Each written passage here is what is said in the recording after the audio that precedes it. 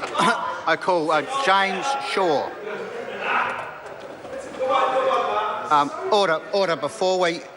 Before the member starts, the barracking across the crossbenches is very difficult to hear. Now give the courtesy to James Shaw.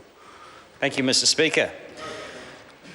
So we seem to be starting this bill off where we left off the telecommunications bill yesterday with some rather cunning linguistics. When is a tax a tax? When is it a levy? When is a levy a tax? When is it a rate? What's in a name? What's in a name? That which we know as a rose would by any other name smell as sweet. That's where we started yesterday with the telecommunications bill. Was that a tax? Was that a levy? Actually, who cares? Who cares what the language of it is? It's revenue that the government needs to charge to cover its costs.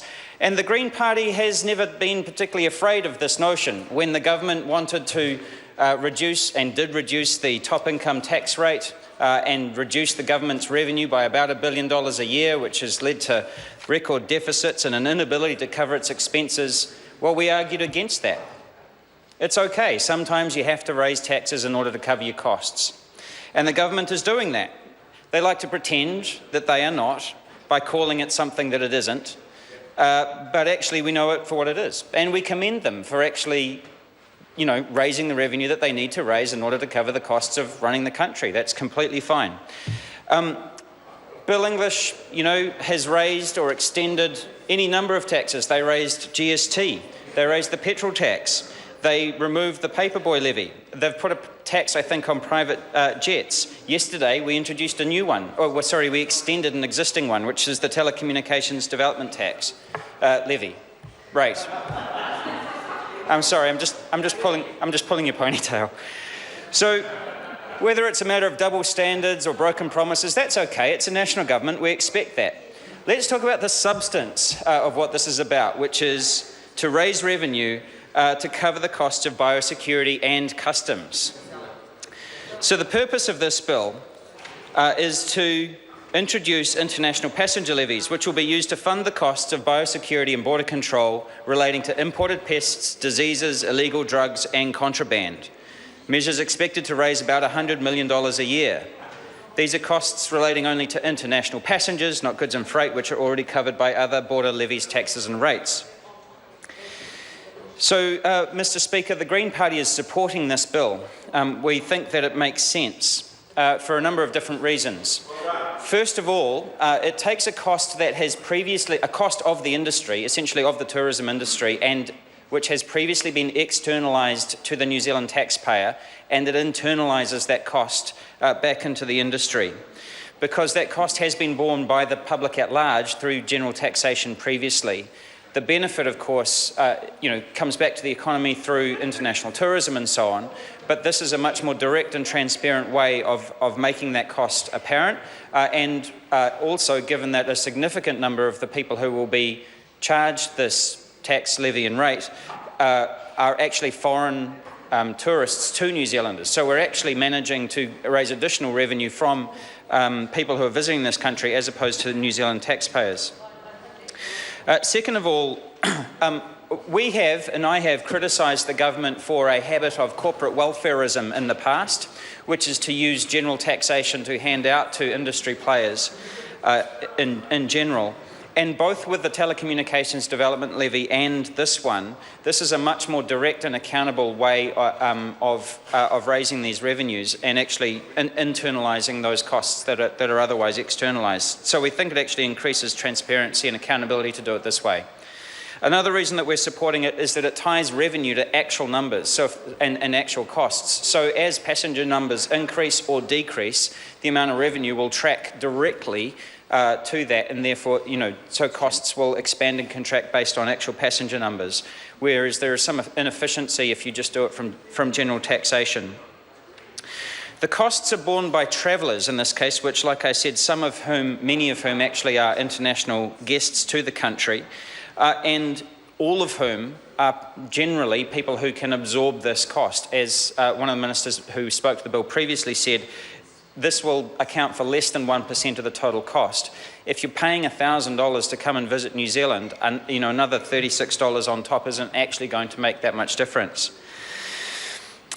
Most other countries have airport taxes in place. I lived in the United Kingdom for most of my career, most of my adult life, and the airport taxes there, to go in and out of Heathrow will cost you something on the order of 142 New Zealand dollars. And in Australia, it's about $58. So our $36 in and out charge is actually pretty reasonable.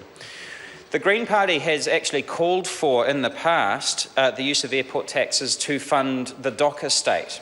Given that the vast majority of international travellers to New Zealand are people who are coming to look at the dock estate and to take advantage of that, that would actually be a direct way of helping to fund the costs of the tourism industry in the dock estate. Also, the costs of promoting essentially the dock estate are borne in large part by a number of local authorities.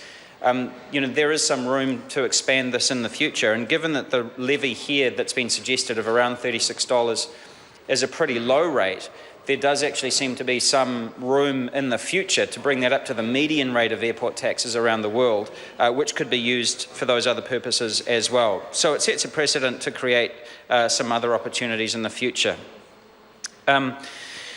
I understand that the industry has a number of concerns, and again, because we're in urgency here, we're unable to really have those voices represented either for or against the bill through the Select Committee process, and that is unfortunate, as with all urgency bills. Horticulture New Zealand have said that they are for this because they, obviously deeply concerned about biosecurity incursions, and because biosecurity costs were cut some years ago by this government, there have been an increasing number of incursions, the costs of which to the economy are really substantial. So what this bill does is it actually restores some of the funding that was previously cut, and I can understand why Horticulture New Zealand would be keen on strengthening our biosecurity. Air New Zealand, Auckland Airports and Airports New Zealand are obviously not in favour of this, and I can understand why. They've got some concerns that it will affect our international competitiveness. It would be great if this was not an urgency debate, and if we did have a select committee that we could actually hear some evidence for and against that. And I understand the industry concerns there. There are passengers who are price sensitive. My gut feel is that less than 1% of the cost of travel is something that passengers can cope with, and that it won't significantly affect our international competitiveness. And the Flight Centre have come out and said that they're pretty ambivalent about it. Their concern would be that if the people who are being charged were not getting the benefit of this. So they've got some concerns as well, and I just wanted to represent those absent a select committee process. Having said all of that, we do have a couple of concerns, Mr. Speaker, one of which is that the cost of this is both biosecurity and customs, and some of this revenue, and it's $100 million revenue estimated, some of this revenue is going to go to upgrade our border security and customs, including new technology, X-ray machines, and so on. We have some caution around the use of this money for new technologies that may invade personal privacy, and we'd like to hear from the government side, where that money is going and what kind of new technologies they're looking at expanding that into. The upside is, I understand that they're bringing back beagles, which everyone loves a beagle. So we're going to see some puppies back at Auckland Airport, which is great. And also, there are some concerns about the extent to which the biosecurity money is simply topping up what was previously cut, as opposed to actually extending the biosecurity regime in New Zealand as well. So we just want to hear a bit more of that sort of information. So having said that, again, Mr. Speaker, we do not like the fact that this has gone through under urgency. We can't see why it's an urgency bill. There doesn't seem to be anything particularly urgent about it, but then there hasn't been anything particularly urgent about any of the bills that have come through over the last few days. So we're not happy about that. We do have some concerns about privacy and about the use of the money for biosecurity. We do want the voice of industry to be represented if they've got concerns that they don't feel have been adequately represented. But for all of the other reasons that I stated, we will be supporting this bill in the House. Thank you, Mr. Speaker. I call